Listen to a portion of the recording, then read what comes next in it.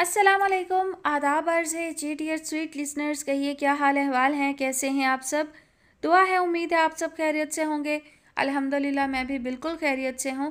और जनाब आपके लिए नया नावल लेकर हाजिर हूँ। जैसा कि मैंने कहा था कि पीर के दिन से इंशाल्लाह जो है वो तवील नावल का आगाज़ करेंगे। तो आज जो नावल शेयर करने जा रही हूँ ये तवील है। एपिसोड कितनी होंगी ये फ़िलहाल नहीं कहा जा सकता, वो तो थोड़ी 1 2 3 एपिसोड जो है वो शेयर करने के बाद अंदाज़ा होता है कि कितनी एपिसोड हो जाएंगी। नावल जो है वो मैंने ख़ुद मुंतखब किया है, पढ़ा मैंने भी नहीं है, तो मुझे नहीं मालूम कैसा होगा, लेकिन अच्छी राइटर हैं और राइटिंग स्टाइल जो है वो अच्छा लगा मुझे, तो इस वजह से मैंने इस नावल का इंतखाब किया। दूसरे चैनल पर जो है वो लिस्टर की फरमाइश का नावल शेयर हो रहा है और यहाँ मैं अपनी चॉइस से जो है वो शेयर कर रही हूँ। दोनों नावल के बारे में मुझे कोई अंदाज़ा नहीं है कि कैसे होंगे, ये सुनने के बाद ही पता चलेगा। लेकिन राइटर अच्छी हैं तो उम्मीद है कि नावल अच्छा होगा और आप और मैं जो हैं वो बोर बिल्कुल नहीं होंगे। तो बढ़ते हैं नावल की जानिब। नावल का नाम है सलसबील, मुसन्निफ़ा है नायाब जेलानी और आज आप सुनने जा रहे हैं इसकी किस्त नंबर 1। मैक्लोड रोड पर लक्ष्मी इंश्योरेंस कंपनी की इमारत से कुछ आगे सैनमा है। सैनमा से उधर एक मकान छोड़कर एक पुरानी कोठी है। कोठी काफ़ी कुशादा और पुरानी है। कितना अरसा तो गैर आबाद पड़ी रही थी। आजकल यहाँ कोई डॉक्टर रह रहा था, बहुत ही वजीह। उसकी 2 बेटियाँ भी थीं, इंतहाई सफ़ेद और इंतहाई खूबसूरत। पूरी कॉलोनी के फ्लैट्स की लड़कियाँ बालकोनियों से लटक लटक कर उन 2 बच्चियों पर फिदा होती नजरें वारा करती थीं। डॉक्टर अमेरिका से आया था, किसी बड़े अस्पताल में जॉब करता था। सुबह बेटियों को साथ ही लेकर जाता था और अक्सर रात गए वापसी पर नींद में उतरी परियों को कंधे से लगाए गाड़ी से निकालता। इस मंजर को दुनिया का हसीन तरीन मंजर कहा जा सकता था। एक बाप की अपनी बेटियों से वालेहाना मोहब्बत। शाफिया ने उस पितराना मोहब्बत का जायका कभी नहीं चखा था, इसलिए शाफिया की निगाहों का मरकज़ सिवाय उन 2 परियों के और कौन हो सकता था। वो कॉलोनी की बाकी लड़कियों की तरह बच्चियों के बाप पर फिदा हरगिज़ नहीं थी। शाफिया के बाबा की दूसरी बीवी सुमेरा उसकी सनकी बुढ़िया मिसेस नरजिस ख़याम की भतीजी हुआ करती थी। सुमेरा के इसरार पर शाफिया के बाबा फरमान अपना अच्छा भला मकान बेचकर यहाँ इस कॉलोनी में किराएदार बनने आ गए थे, जो कॉलोनी मिसेस नरजिस ख़याम की मलकियत थी। सुमेरा न जाने किस लालच में यहाँ मुंतकिल हुई थी, शायद इसलिए कि नरजिस ख़याम अपनी जायदाद सुमेरा के नाम कर देंगी। ऐसा होता कुछ दिखाई तो नहीं देता था। सुमेरा ने कोई 10,000 ख्वाब ऐसे देखे थे जिसमें उसने अपनी फूफी को मरते देखा था। कई सौ मरतबा मिर्ज़ा तमाम बेग को फैली फाइलों के हमरा देखा था, जिसमें वो बैरिस्टर ख़याम और सुमेरा की फूफी नरजिस की तमाम प्रॉपर्टी सुमेरा के नाम करते दिखाई दिए थे, मगर ये ख्वाब अभी तक ताबीर से कोसों दूर था। सुमेरा नींद से बेदारी पर सदमे से 2 4 हो जाती थी। कई कई घंटे यकीन ही नहीं आता था कि यह ख्वाब था या हकीकत। शाफिया को ना तो सुमेरा के लालच से दिलचस्पी थी और ना प्रॉपर्टी से। उसे दिलचस्पी थी तो बस सन की नुमा उस बुढ़िया से जो शाफिया का कुल जहान थी। नरजिस ख़याम शाफिया की कुल कायनात थी। उसने ज़िंदगी का बहुत सारा वक्त उनकी ममता भरी आगोश में गुजारा था। शाफिया को उनसे लाफानी मोहब्बत थी और नरजिस ख़याम को अपनी सोतन के बेटे हशाम ईसा से। शाफिया हैरान होती थी कि कोई कैसे अपनी सोतन के बेटे से इतनी शदीद मोहब्बत कर सकता है, वो भी बिन देखे बिन मिले, आवाज़ से आवाज़ तक। नरजिस ख़याम अपने बेटे की वतन वापसी के दिन गिन गिन कर गुजार रही थी। हशाम आए तो मैं जाऊँ, शाफिया ने अक्सर उन्हें कहते सुना था। भला कहाँ जाऊँ, शाफिया तब समझ नहीं सकती थी। इधर सुमेरा चाहती थी मिसेस नरजिस रातों रात अगले जहाँ की सैर पर निकल जाएं और हशाम के आने से पहले पहले वो तमाम प्रॉपर्टी बेच बाच कर मुल्क बदर हो जाए। सुमेरा के ख़तरनाक सपनों का अभी किसी को कोई गुमान नहीं था। वो चाहती थी बस फूफी किसी न किसी तरह मरहूमा हो जाए और वो बहुत धड़ल्ले से तमाम प्रॉपर्टी यानी कोठियों, फ्लैट्स, दुकानों पर कब्ज़ा कर लेगी। फ्लैट का किराया भी नहीं अदा करना पड़ेगा। ये सारे ख्वाब तब जवाल पजीर हुए जब एक सफ़ेद खूबसूरत ठंडी सुरंग नुमा जहाज़ से बुढ़िया का बेटा उतर आया। सुमेरा के सीने पर तब सांप लौट गए थे। जिस फूफी का वो उसकी ज़िंदगी में शौक मनाना चाहती थी, उसके कुल के बगैर ही वापस लौट आई। सारी ज़िंदगी पूछा तक नहीं, पलट कर देखा नहीं, और अब बुढ़िया के मकानों दुकानों पर कब्ज़ा करने आ गया है। सुमेरा का मारे सदमे के बुरा हाल हो गया। यह सिलसिला अभी तक जारी था। बुढ़िया ने 4 साल खिदमत करवाई। जब चाहती सुमेरा को गालियाँ निकाल कर घर से दफान कर देती थी। जाते समय गले की चेन, कानों के बाले और 4 मोटी अंगूठियाँ भी खैरात कर गई। एक शब वकील ने आकर सुमेरा के अरमानों पर मज़ीद शब खून मारा। मिसेस नरजिस ख़याम ईसा अपनी तमाम मनकूला गैर मनकूला जायदाद اپنے بیٹے حشام عیسیٰ کے نام منتقل کر گئی تھی۔ اس کے بعد سمیرہ کے آنسو گرے ہی نہیں اور جو مرحومہ کو کوسنے دیے ان کا حساب شمار نہیں تھا۔ حشام عیسیٰ کی یہ پرانی کوٹھی بہت ساری حسیناؤں کی نگاہوں کا مرکز تھی، جس کا ایک حصہ نہایت ہی خستہ حال تھا۔ شاید ایک زمانے میں یہ پرانا حصہ مہمان خانہ رہا ہو۔ محترمہ نرجس خیام اردو کی پروفیسر ہوا کرتی تھی۔ ایک زمانے تک ان کے شاگرد یہاں تسلسل سے آیا کرتے تھے۔ کوٹھی کے ایک طرف الگ سے 4 کمروں کا مکان تھا، جس میں شاید نوکروں کا بسیرا تھا۔ علی بخش رحمان دیوان۔ کوٹھی کی دیوار بھی سیلی ہوئی تھی۔ جگہ جگہ سے اکھڑا پلستر بتاتا تھا کہ سالوں میں ان دیواروں پہ توجہ نہیں کی گئی۔ مکین جیسے اپنے مکان سے ہی بے نیاز تھے۔ منڈیر کی اکھڑی ہوئی اینٹیں اکثر تیز آندھی کا زور نہ سہتے ہوئے نیچے آ گرتی تھیں، جن کو دیوان صبح سویرے طوفان تھمتے ہی اٹھا رہا ہوتا تھا۔ کوٹھی کے صحن میں چارپائی ہمیشہ بچھی رہتی تھی۔ یہ چارپائی نرجس خیام نے کبھی نہیں اٹھوائی تھی۔ شاید اس چارپائی سے محترمہ کے مرحوم شوہر کی یادیں وابستہ تھیں۔ ایک زمانے میں بیرسٹر خیام عیسیٰ چارپائی کی اجلی چادر پہ فراش ہوا کرتے تھے۔ ململ کا کرتا پہنے، تہبند باندھے، گاؤ تکیے سے ٹیک لگائے حقہ گڑگڑاتے تھے۔ سرخ و سفید رنگت، بھربھرا جسم، سر کے بال کچھ سفید کچھ سیاہ، داڑھی گھنی۔ چارپائی کے سامنے بیعت کی کرسیاں تھیں۔ ان پر 2-3 آدمی بیٹھ کر خبریں سنایا کرتے تھے۔ یہاں پر ادب، سیاست، مذہب، شاعری، ہر موضوع پر گفتگو ہوتی تھی۔ اندر سے دیوان شیشے کے تھرموس میں قہوہ بھر بھر کے لایا کرتا تھا۔ کبھی کبھار خیام عیسیٰ اداس ہو جایا کرتے تھے۔ اپنی فرنگن بیوی کے بطن سے پیدا ہوئے بیٹے کے نام انگریزی میں خطوط بھی لکھا کرتے تھے۔ تب نرجس خیام محرابوں کی اوٹ میں کھڑے ہو کر اکثر دعا کرتی تھی، خدارا خیام عیسیٰ کی آنکھیں ٹھنڈی ہوں، خدارا حشام لوٹ آئے۔ یہ ایک محبت کرنے والی بیوی کے اپنے شوہر سے شدید محبت کے ضابطے تھے۔ نرجس خیام ایک سخت گیر استاد تھیں۔ جن دنوں سمیرہ کا کوٹھی میں قیام تھا، ان دنوں شافیہ اکثر نرجس خیام کے زیر عتاب رہتی تھی۔ وہ اسے FA کی اردو پڑھاتے ہوئے زور سے چپت لگا دیتی تھیں۔ ایک دفعہ گورنمنٹ کالج کی 4-5 لڑکیاں حاضری کے لیے تشریف لائیں۔ کالج کی مخلوق ہو اور بنے سنورے نہ، یہ کس قاعدے میں لکھا ہے؟ پاؤڈر کے غازے، ابروؤں کے خم، زلفوں کے بل، ہونٹوں کے رنگ و لالین نے نرجس خیام کو آگ بگولا کر دیا تھا۔ ان کی گندمی رنگت میں سرخیاں اتر آئی تھیں۔ چاروں گل چہرہ اور نازک اندام، ان میں ایک سمیرہ کی بیٹی عریشہ بھی شامل تھی۔ انہوں نے سب کی کلاس لے ڈالی تھی۔ سادگی میں خوبصورتی اور حیا میں حسن ہے۔ ساری کی ساری بے حیا ماؤں نے تربیت کیا کی ہے، کچھ اس بچی شافیہ سے سیکھ لو۔ تب سے لے کر اب تک عریشہ کی نظروں میں شافیہ کا وجود چبھتا تھا، ایک کانٹے کی طرح، ایک پھانس کی طرح۔ یہ پھانس تب بڑھی تھی، جی ہاں، جب ایک شب بہت ہی اچانک حشام عیسیٰ کا زندگی میں پہلی مرتبہ پاکستان نزول ہوا تھا۔ جاڑے کے دن تھے اور راتیں خنکی میں غرق۔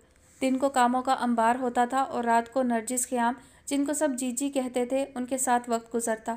ان کے پیروں کی مالش اور ٹانگیں دبانا، کوئی کتاب پڑھ کر سنانا، پھر کسی غلطی پر گھنٹوں ان کی ڈانٹ سننا۔ سمیرہ نے بوریا بستر سمیٹا اور عریشہ شافیہ کو ہمراہ لیے پھوپھی کے گھر آدم کی تھی۔ جی جی کو ان کی آمد ناگوار نہیں گزری، البتہ جی جی کو سمیرہ کے شوہر سے الرجی تھی۔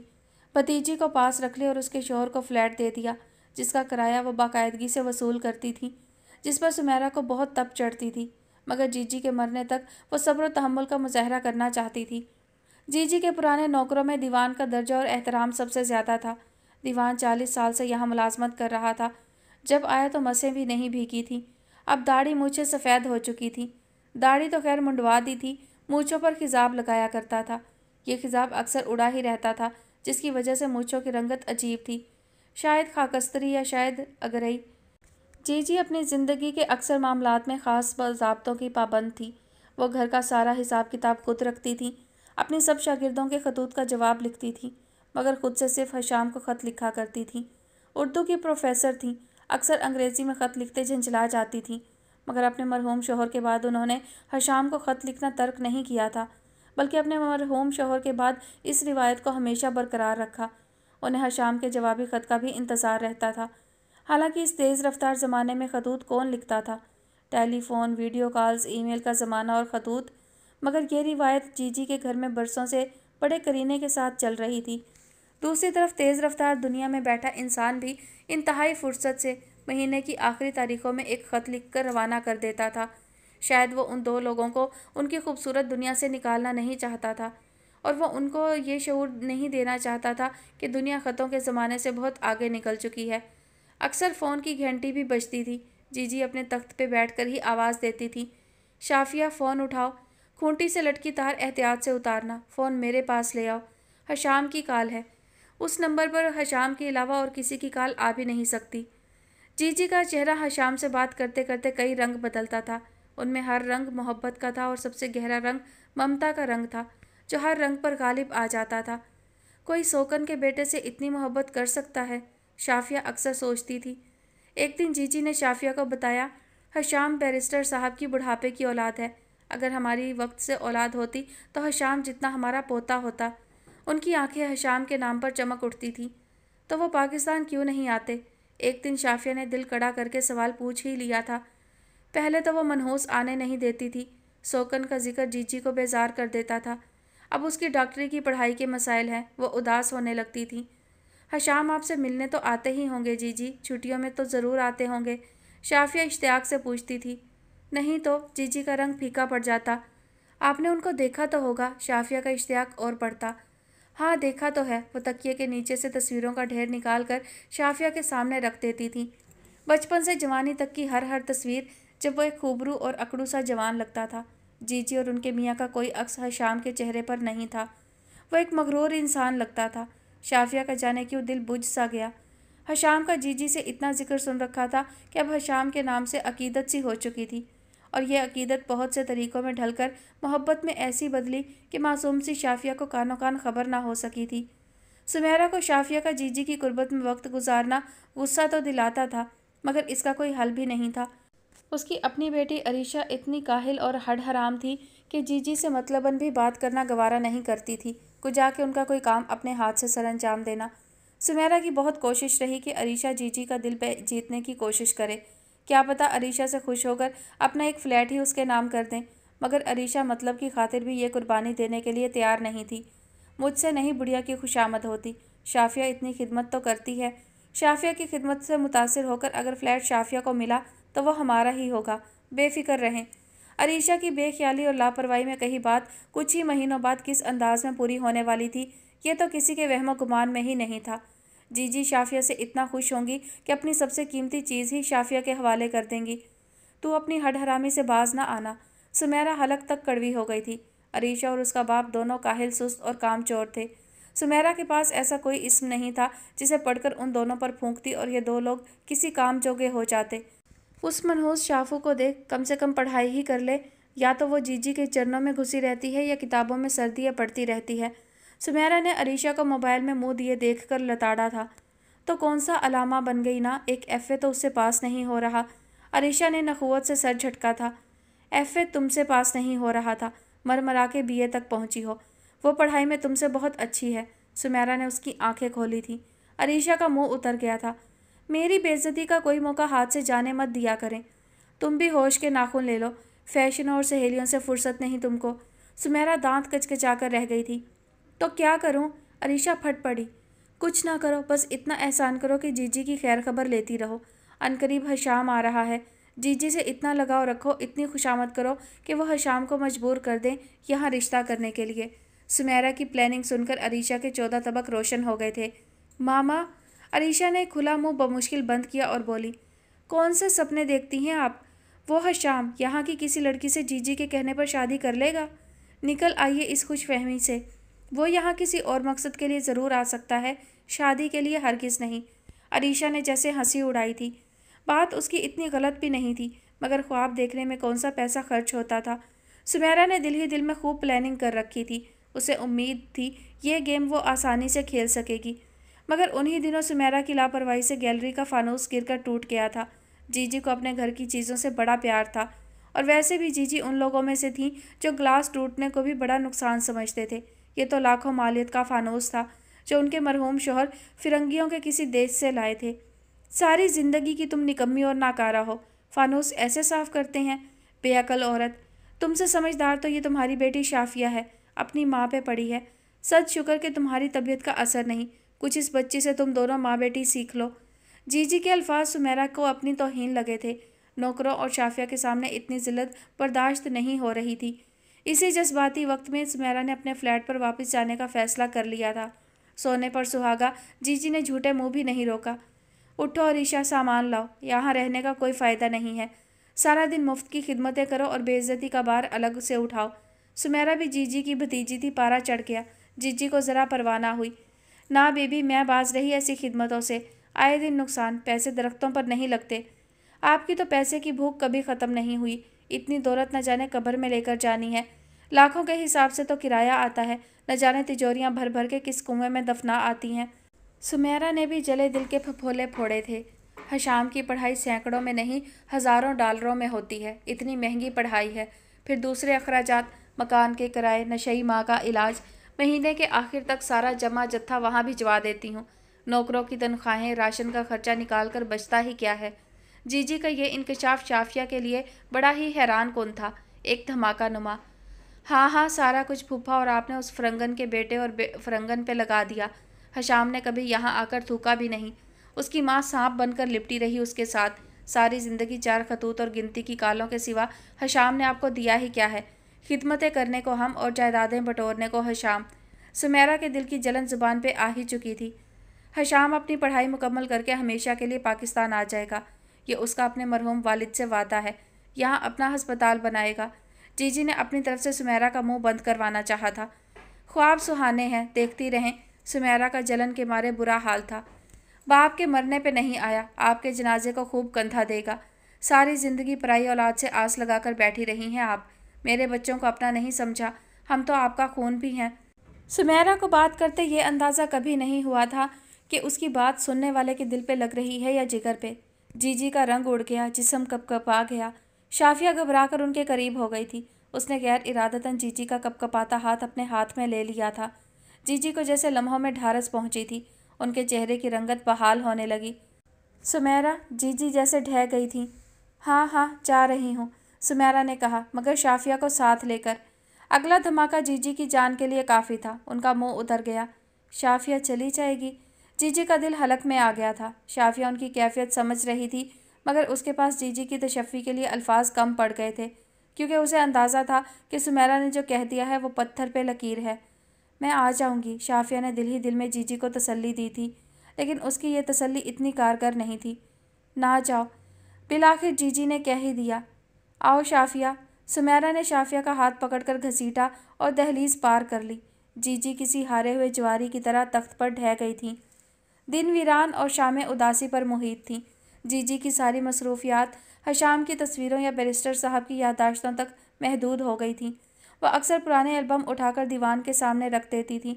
बैरिस्टर साहब घर में तो तहबंद कुर्ता पहना करते थे, मगर दौरों पे जाते या बाहर निकलते तो पतलून कोट जेबतन करते थे। कभी फ्राक कोट के साथ शलवार और तुर्की टोपी पहनते।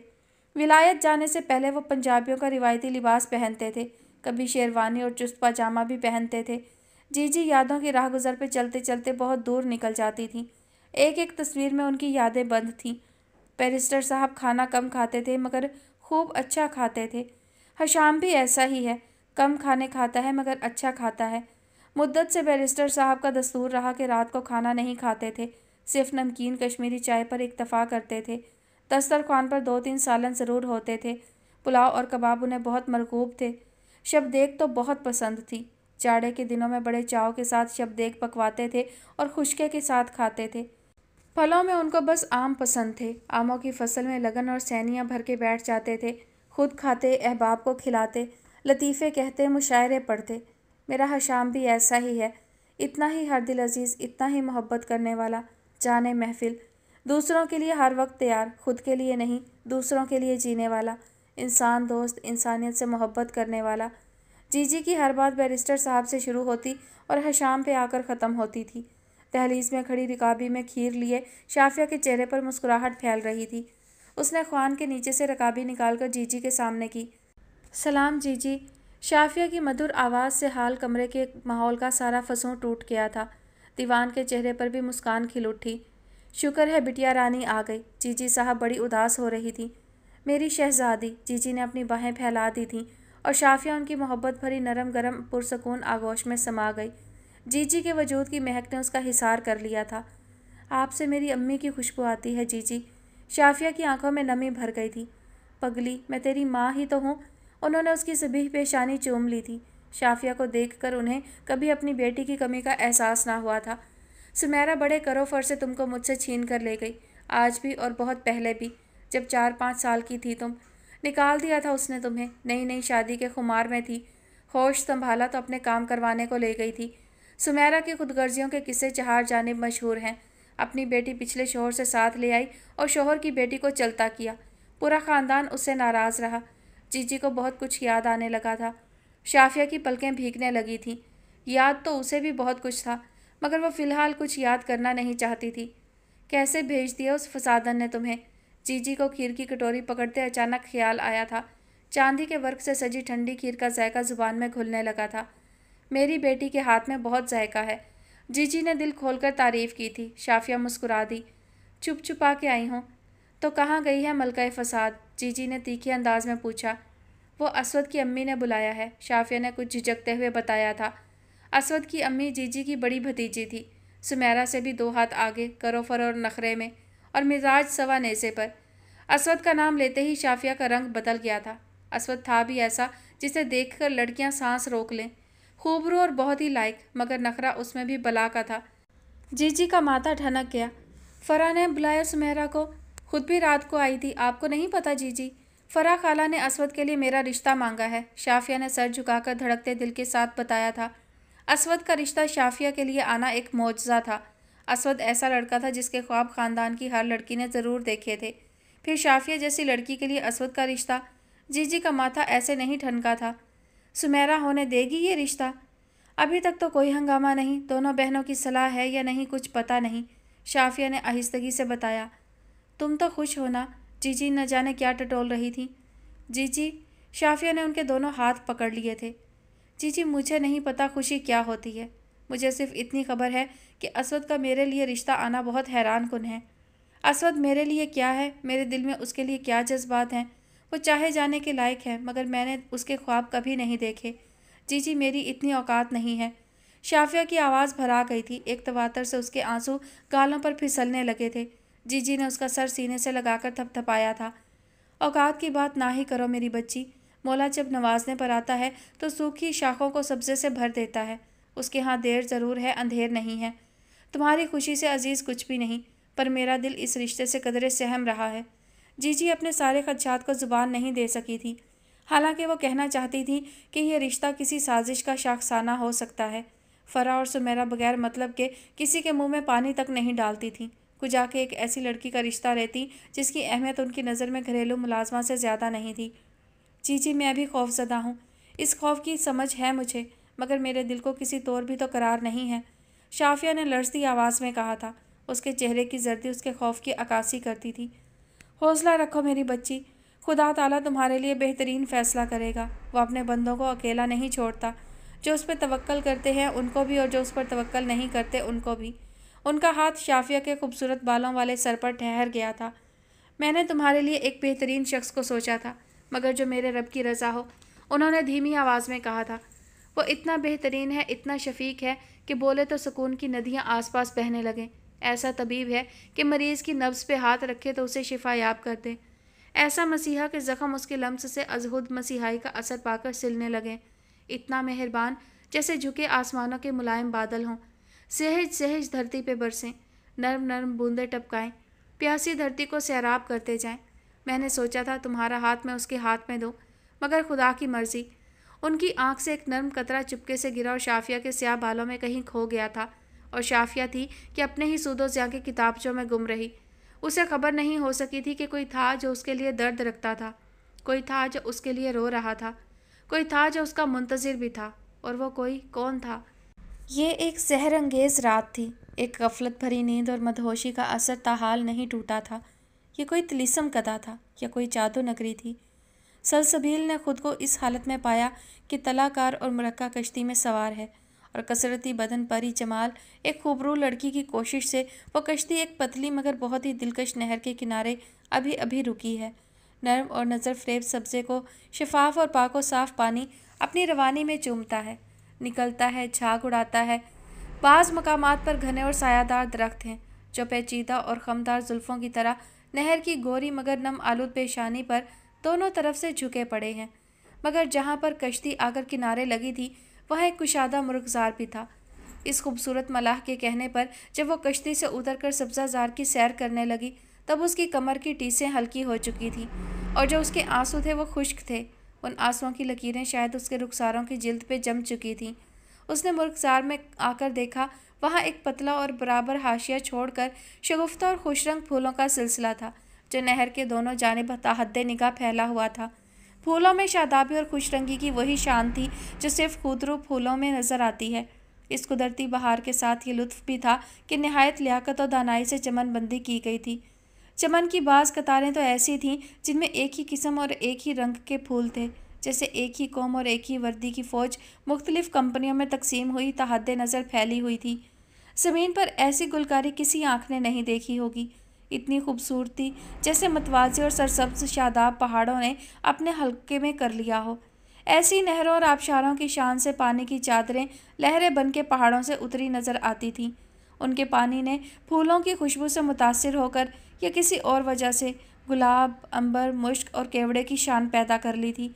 ये नहरें ज़ुबान हाल से पुकार पुकार कर कह रही थीं कि हम तस्नीम व सलसबील हैं। सलसबील, किसी ने बड़ी मध्यम आवाज़ में उसे पुकारा था। इतनी खूबसूरत, नर्म, दिलनशीं, किसी फुहार की तरह उतरती आवाज़ उसकी समाअतों को बेइंतहा भली मालूम हुई थी। उसका दिल बेचैन हुआ था। शायद किसी ने उसे कभी इतनी मोहब्बत से नहीं पुकारा था, इसलिए उसका दिल चाहा कि कश्तीबान उसे बार बार पुकारता रहे, सलसबील आप ठीक हैं अब? बहुत खूबसूरत, शस्ता और इंग्लिश लबो लहजा था। उसका दिल चाहा वो बोलता रहे, सलसबील सुनती रहे, बस सुनती रहे। आप आंखें खोल सकती हैं। खुदा ने आपको नई ज़िंदगी अता की। आपको खुदा का शुक्र अदा करना चाहिए। वही मुलायम लहजा, खूबसूरत आवाज़। खुदा की बहिश्त में इतने खूबसूरत लहजे और ऐसी आवाज़ें भी होंगी। वो बहिश्त की तिलिस्माती दुनिया से बाहर नहीं आना चाहती थी, मगर उसका मसीहा, अब उसने शायद सलसबील की पेशानी पर हाथ रखा था। तुम अब बिल्कुल ठीक हो। तुम मौजज़ाना तौर पर ज़िंदा हो और तुम्हें अपनी नई ज़िंदगी पे खुदा का शुक्र अदा करना चाहिए। वही शहद आगी लहजा। सलसबील का दिल डूबने लगा था और उसकी आंखों में शौक का जहान आबाद होने लगा। वो पलकों की बाट उठाती और नहायत खुशूर व रफ्तगी से उस हसीन कश्तीबान को नज़र भर के देखती जिसकी आवाज़ बहिश्त में भी उसके साथ थी। मैं ठीक होना नहीं चाहती मेरे मसीहा, मैं बस तुम्हारी आवाज़ सुनना चाहती हूँ। तुम किस मीठे दरिया का पानी हो। तुमने अंगबीन की नहर से घूंट भरकर अपनी ज़ुबान को गुस्ल दिया है। तुम इतना मीठा कैसे बोल लेते हो? मेरे साथ तो कोई भी इतना मीठा नहीं बोलता। मैं अपने ख़ानदान की नफ़रत का शिकार हूँ। मैं धुतकारी गई हूँ। वो बोलना चाहती थी मगर उसकी आवाज़ हलक में कहीं गुम हो गई थी। शायद चंद सरकश आंसू उसका भरम तोड़ गए थे। कहीं पस मंज़र में छोटे नौमौलूद बच्चों के एकदम रोने की आवाज़ भी आई थी। फिर कदमों की चाप, जैसे उसका मसीहा कुछ देर के लिए दूर चला गया हो। सलसबील ने अपनी समाअतों का सारा जोर लगा दिया। वो अपने मसीहा की आवाज़ सुनना चाहती थी। वो क्या बोल रहा था? वो शायद नौमौलूद बच्चों से मुखातिब था। वो शायद उनकी ग़िज़ा का बंदोबस्त कर रहा था। कुछ देर बाद बच्चों की आवाज़ बंद हो गई थी। शायद उनके मैदों में ग़िज़ा चली गई थी। वो एक मरतबा फिर मुर्गज़ारों में थी। रास्तों और रविशों में मौजज़ा नुमा कैफियत पैदा हो गई थी। हर चमन के एक पहलू को नहर धोती थी। सड़कों की तामीर में सफ़ेद संगरेज़े बिछे थे। कोई ज़मुर्द थे, कोई नीलम थे, कोई याकूत थे या कोई मरचान। नगमा संज त्यूर उन बागों में उड़ रहे थे। ये कौन सी जगह है? सलसबील ने घबरा कर किसी से पूछा। ये बहिश्त है, किसी ने चलते चलते सर झुकाकर बताया था। यहाँ नेकोकारों और ईमानदारों और सब्र करने वालों को अपने अमाल का सिला मिलता है। ये आवाज़ बहुत देर तक उसकी समाअतों में गूंजती रही थी। मगर मैं तो नेक नहीं हूँ, फिर मैं यहाँ क्यों हूँ? सलसबील ने भीगी आवाज़ में किसी दरबान से पूछा था। आपको किसने कहा आप नेक नहीं? शायद दरबान बोला था, या शायद वही सजीला सा कश्तीबान बोला था जो उसे इस बहिश्त में लाया था। सारा जहान कहता है। वो जैसे थक गई थी। सारा जहान कहता रहे, जो कहता है बोलता रहे, क्या फ़र्क पड़ता है? उसकी मीठी आवाज़ किसी शफाफ झरने की मानिंद थी, राहत देती हुई। फ़र्क पड़ता है। वो जैसे चिल्लाना चाहती थी मगर उसकी आवाज़ घुट गई थी। शायद उसने सलसबील के लबों पर अपनी उंगली रखी थी। इतना मुलायम और खूबसूरत लम्स था। सलसबील का दिल लम्हा भर के लिए जैसे रुक गया। किसी ने उसकी आंखों पर हाथ रखा था। सलसबील ने आंखें खोल दी थीं। वो उसके ऊपर झुका हुआ था। वो उसके बहुत करीब था, इतना करीब कि उसकी खुशबूदार सांसों की महक उसके नथनों से टकराती थी। وہ اس کے اتنا قریب تھا کہ وہ اسے ہاتھ لگا کر محسوس کر سکتی تھی۔ وہ کون تھا بھلا؟ وہی خوبرو کشتی بان یا سلسبیل کا مسیحا؟ اس کا دل رک رک کے چل رہا تھا، اس کا دل ٹھہر ٹھہر کے چل رہا تھا۔ وہ بہشت سے اس کے ساتھ دنیا میں چلا آیا تھا یا دنیا سے اس کے ساتھ بہشت میں آ گیا تھا؟ وہ کہاں تھی؟ کس جگہ تھی؟ اس کی کچھ سمجھ میں نہیں آ رہا تھا۔ میں کہاں ہوں اور تم کون ہو؟ سلسبیل نے بوجھل ہوتی آنکھوں سے اسے دیکھا تھا۔ وہ کسی حسین خواب، کسی فطری خوبصورت منظر کی طرح جامع اور مکمل تھا۔ وہ بے پناہ دلکش تھا۔ اس کی آنکھیں دنیا کی حسین ترین آنکھیں تھیں۔ میں عیسیٰ ہوں، تمہارا مسیحا، اور تم سلسبیل ہو۔ وہ اس کی سماعتوں میں شہد اتارتا رہا۔ میں یہاں کیسے آئی ہوں؟ سلسبیل نے اس کا ہاتھ تھام کر تعجب سے پوچھا تھا۔ یہ ایک نرم خوبصورت بستر تھا۔ یہ ایک خوبصورت ویلا تھا جس کی شفاف کھڑکی کے اس پار سے کافوری شمع روشن تھی۔ تم یہاں خود سے نہیں آئی، قدرت تم کو یہاں اٹھا لائی ہے۔ اس نے کافوری شمع کی نرم نرم روشنی سے بچنے کے لیے آنکھیں ذرا سی چندھیا لی تھیں۔ مگر میں پہلے کہاں تھی؟ سلسبیل نے سوچنا چاہا تھا، اور پھر اسے پوری شدت کے ساتھ ایک ایک منظر یاد آ گیا تھا۔ وہ بہشت سے جیسے ایک الاؤ دہ کے نرک کی طرف بڑھ گئی تھی۔ یادوں کا ایک ازدحام اسے دبوچنے کے لیے آ گیا تھا۔ اس نے شدت کرب سے آنکھیں موند لی تھیں۔ تمہارے کہنے پر میں نے اسود کا رشتہ طے کر دیا، ورنہ اس 2 ٹکے کی شافیہ کو منہ لگانا گوارا نہیں کرتی میں۔ فرح نے نخوت سے کلر سے رنگے ہوئے بالوں کو جھٹکا تھا۔ اس لمحے فرح کی گوری کلائیوں میں سجے سونے کے کنگن بھی بج اٹھے تھے۔ کون سا عمر بھر سہنا ہے اسے؟ بس 1 مہینے کی بات ہے۔ جی جی کی پوری نیت ہے کہ حشام اور شافیہ کا رشتہ طے کر دیں، جو کہ میں مر کر بھی نہیں ہونے دوں گی۔ اربوں کی جائیداد اس 2 ٹکے کی شافیہ کو مل جائے گی۔ یہ مجھے گوارا نہیں ہے۔ ہم ساری زندگی ترستے رہیں اور یہ اپنی مسکین صورت کے بلبوتے پر مہارانی بن جائے، سمیرا نے زہر خند لہجے میں کہا تھا۔ اس لمحے اس کی آنکھوں میں خود غرضی کا طوفان ٹھاٹھے مار رہا تھا۔ جی جی ناک رگڑ کر عریشہ کا رشتہ مانگیں گی، دیکھنا تم، سمیرا نے نخوت سے کہا تھا۔ بات جی جی کی تو ہے ہی نہیں۔ اگر حشام ہی نہ مانا تو؟ ساری زندگی یورپ میں رہا ہے، رنگ رنگ کی لڑکیوں سے دوستی ہوگی، وہیں کہیں کسی اپنے جیسی لڑکی سے شادی کرے۔ کیسے خواب دیکھ رہی ہو تم سمیرا؟ فرح کی بات میں وزن تھا۔ اسے اپنی بہن کی دماغی حالت پر بھی شبہ تھا۔ کسی ایسے لڑکے سے توقع لگا کر بیٹھی تھی جو ان کے رہن سہن، طرز معاشرت اور ماحول میں قطعی ناموزوں تھا۔ یہ تو تمہاری سمجھ کا مسئلہ ہے، سمیرا نے ہاتھ جھاڑے تھے۔ یہی تو حشام کو بھی سمجھنے میں مسئلہ ہے۔ جی جی اور حشام کا رشتہ عام لوگوں کی سمجھ میں نہیں آ سکتا۔ جتنا ہم نے اسے فرنگن کا بیٹا سمجھ کر انڈر ایسٹیمیٹ کیا ہوا ہے، ہمارے اندازوں سے بھی کہیں وہ الگ ہی دنیا کا باسی ہے۔ وہ بہت الگ ہے، جی جی کے لیے جان دے سکتا ہے۔ ایک زندگی تو اسے جی جی پر وارنے کے لیے ناکافی ہوگی۔ وہ جی جی کی محبتوں اور احسانوں کے نیچے دبا ہوا ہے۔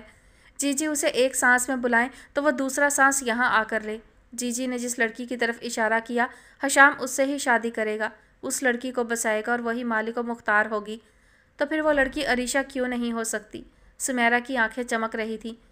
کیا گھاٹے کا سودا ہے آپا؟ جائیداد ہاتھ آنے دو، 2 فلیٹ ان میں سے تمہارے۔ آخر اس پلاننگ کی کامیابی میں تمہارا بھی برابر کا ہاتھ ہے۔ سمیرا نے فرح کو سبز باغ دکھا رکھے تھے۔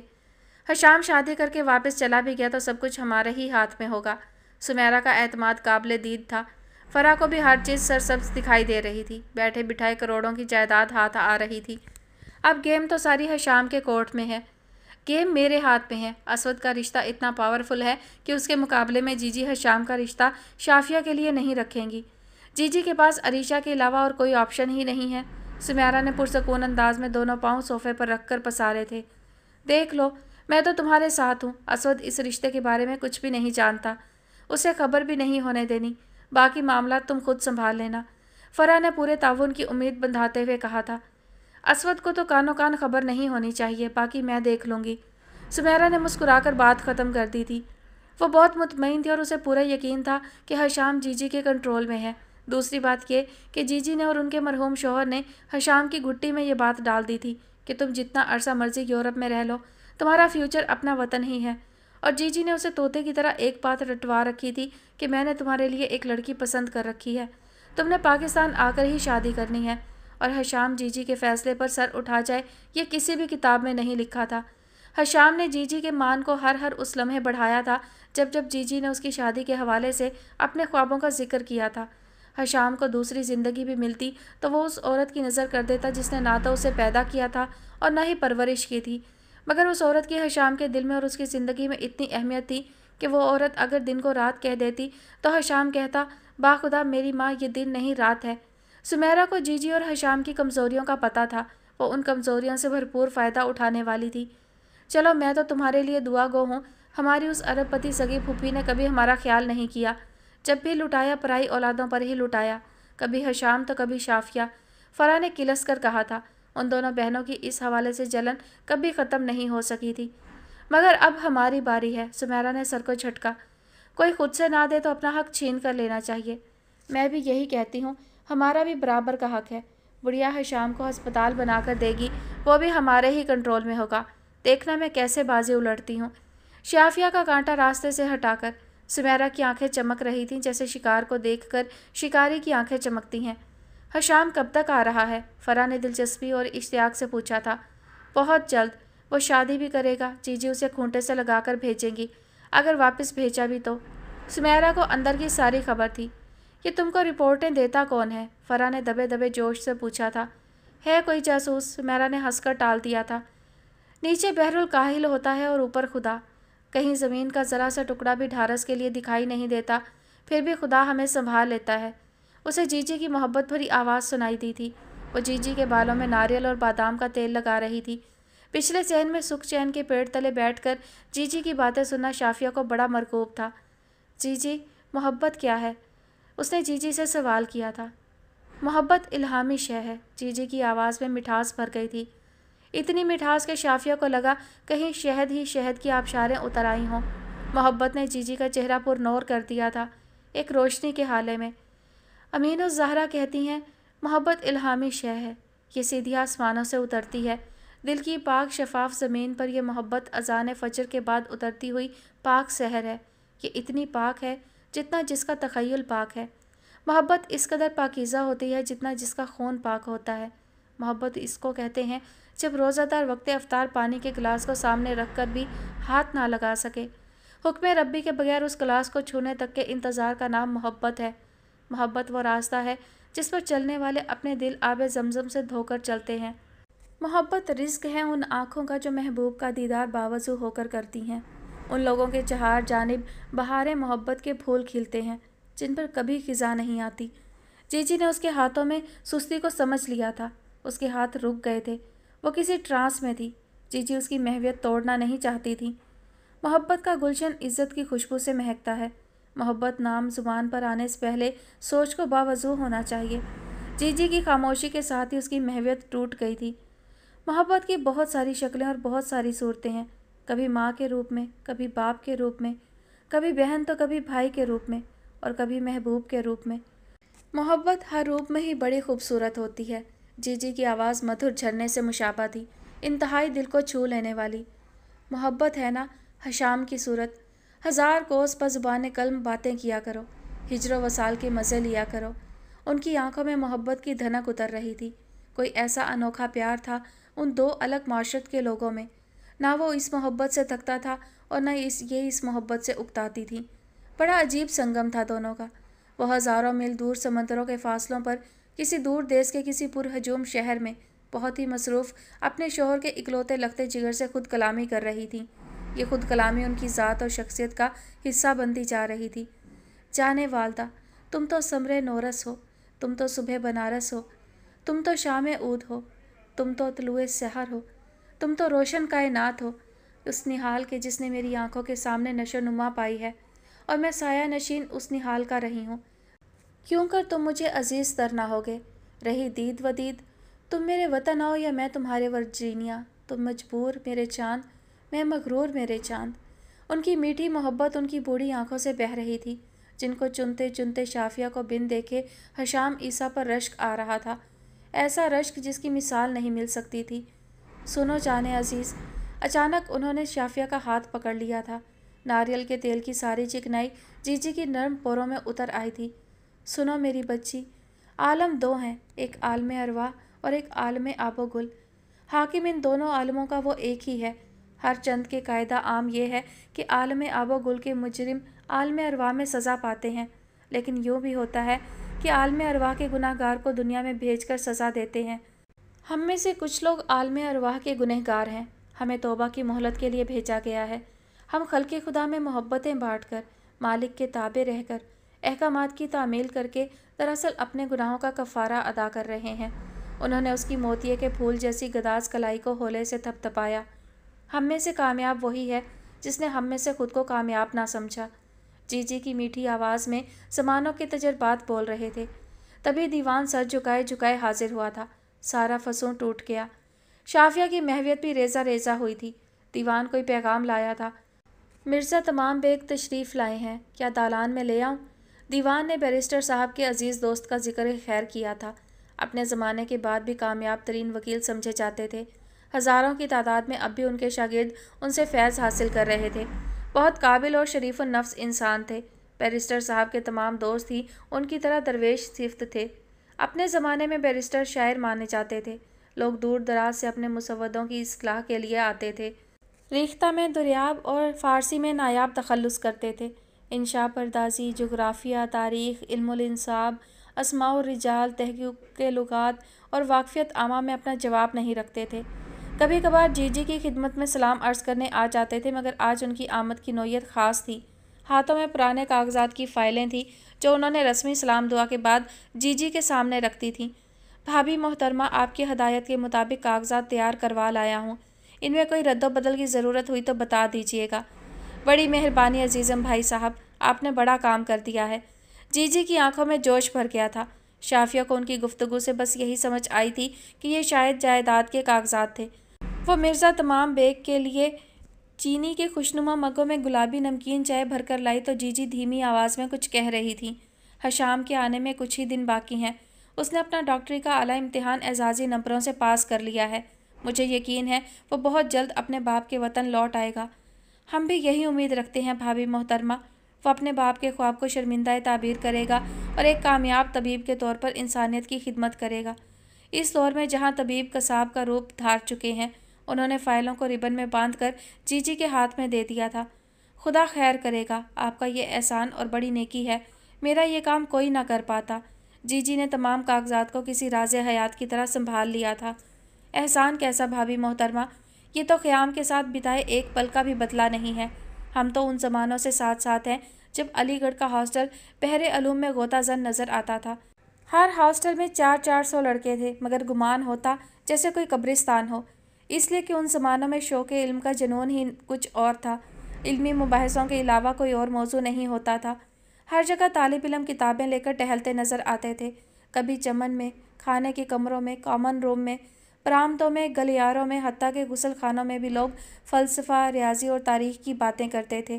آج کے دور میں فیشن، انٹرنیٹ، پارٹیوں اور سیر سپاٹوں کی باتیں ہوتی ہیں۔ اس دور میں ہمارے حشام جیسا بچہ ہونا بڑے نصیب کی بات ہے۔ مرزا تمام بیگ عادتاً اپنی گفتگو کو ہر دور میں گزارتے تھے۔ کشمیری چائے خاتمے کے قریب تھی، وقت گھنٹہ بھر سے زیادہ ہو چکا تھا۔ انہوں نے اپنی سیاہ پوستین کی ٹوپی کو اپنی چندیا پہ سیدھا کیا اور کھڑے ہونے سے پہلے بولے تھے، بھابھی محترمہ، آپ کی تمام تر جائیداد حشام کے نام منتقل ہو چکی ہے۔ غربا کا حصہ نکال دینے کے بعد یہ بچی شافیہ، جسے اپنے اپنی جائیداد میں سے 1/3 حصہ دیا ہے، اس کے نیک نصیب کی دعا کرتے ہیں۔ خدا آپ کے خوابوں کو تعبیر بخشے اور حشام کے ساتھ اس کا نصیب بہت روشن ہو۔ جاتے سمے مرزا تمام بیگ نے شافیہ کے سر پہ شفقت بھرا ہاتھ رکھا تھا اور ہوائیاں اڑاتی شافیہ کے سر پہ کئی پٹاخے پھوڑتے ہوئے روانہ ہو گئے تھے۔ ادھر جی جی محترمہ ہزاروں شوق کے رنگ سجائے بیٹھی تھی۔ ہکا بکا شافیہ ان کے پہلو میں آ گری تھی۔ حشام سے رشتے کی بات تو بہت دور، وہ تو جائیداد والے شوق سے سنبھل نہیں پا رہی تھی۔ جی جی، یہ میرے کان کیا سن رہے تھے؟ یہ سب کیا ہے؟ وہ ہڑبڑاتے ہوئے کہہ رہی تھی۔ لکنت زدہ زبان اور لڑکھڑاتا لہجہ، کچھ غلط نہیں ہے، تم میری بیٹی اور حشام میرا بیٹا ہے۔ سن لو شافیہ، اگر سمیرہ نے تمہارا اور حشام کا رشتہ نہیں بھی ہونے دیا، تب بھی تم میری جائیداد میں 1/3 کی وراثت رکھتی ہو۔ یہ میں نے تمہاری کسی خدمت کا صلہ نہیں دیا، یہ میں نے اپنا فرض ادا کیا ہے، اپنے لیے کچھ جگہ خریدی ہے، دور اوپر آسمانوں پر، جنت بری میں، ہلکا سا ٹکڑا، چھوٹا سا گھروندہ، بے ضرر سا گھونسلہ، کچھ زیادہ نہیں کیا۔ اس خود غرض دنیا میں، اس اجنبی ہجوم میں میں تم کو اکیلا کیسے چھوڑ دوں؟ اس سمیرہ کے بھروسے پر جو تمہارا ماंس بھی نوچ کر عریشہ کو کھلانا چاہتی ہے۔ تم میری بیٹی ہو، حشام تمہارا آسرا بنے نہ بنے، تم کبھی بھی بے ٹھکانہ نہیں رہو گی۔ انہوں نے ہچکیاں لیتی شافیہ کو اپنے فراق سینے میں دبوچ لیا تھا۔ वो घुट घुट कर रोती अब दहाड़े मार मार कर रो रही थीं। बताएं ना कहाँ से लिया आपने ऐसा दिल, बताएं ना किस देश किस नगर से भटक कर आ गई हैं, मशले राह बनकर कभी हशाम तो कभी शाफिया के लिए। ऐसे दिल कहाँ से मिलते हैं, खुद को बेच कर भी खरीद ना पाऊँ। वो तड़प तड़प कर रो रही थी। जीजी उसकी कमर सहलाती उसे हौसला दे रही थी। मेरी बच्ची मेरी बात सुनो, आंसू पोंछो, मेरी बात पे ध्यान दो। उन्होंने उसके हाथ सहलाए, आंसू साफ किए और प्यार से समझाया। एक बात जान लो, ये मामलात सी का राज हैं। मेरे बाद दश्त अज़बाम हो तो बेहतर है, उनको कुछ मत बताना। ये लालची औरतें लालच में हर हद को पार कर देंगी। मैंने हशाम को भी नहीं बताया मगर उसको बता दूंगी। मेरा ज़मीर मुतमईन है। हशाम अब आए या तब आए, नरजिस ख़याम अब आसानी के साथ मरने के लिए तैयार है। जीजी के आखिरी अल्फाज ने शाफिया का कलेजा शिक कर दिया था। वो घुट घुट कर रोती एक मरतबा फिर बेकाबू हो गई थी। आप मरने की बातें मत करें, आप मुझे अकेला छोड़कर कभी नहीं जाएंगी। वो नादान बच्चों की तरह उनसे वादे ले रही थी, मगर जीजी ने उसे हौसला देने के लिए भी वादा नहीं किया था। ऐसा पहली बार हुआ था कि जीजी ने उसके आंसू देखकर भी वादा नहीं किया था। ऐसा उन्होंने क्यों किया था? जी तो डियर लिसनर्स, आज की एपिसोड का इख्तिताम होता है यहीं पर। इंशाल्लाह जल्द नेक्स्ट एपिसोड के साथ हाजिर होंगी। नावल काफ़ी इंटरेस्टिंग लग रहा है, देखते हैं आगे आगे क्या होता है। अपना बहुत सारा ख्याल रखिएगा, मुझे अपनी दुआओं में याद रखिएगा। अल्लाह हाफिज़।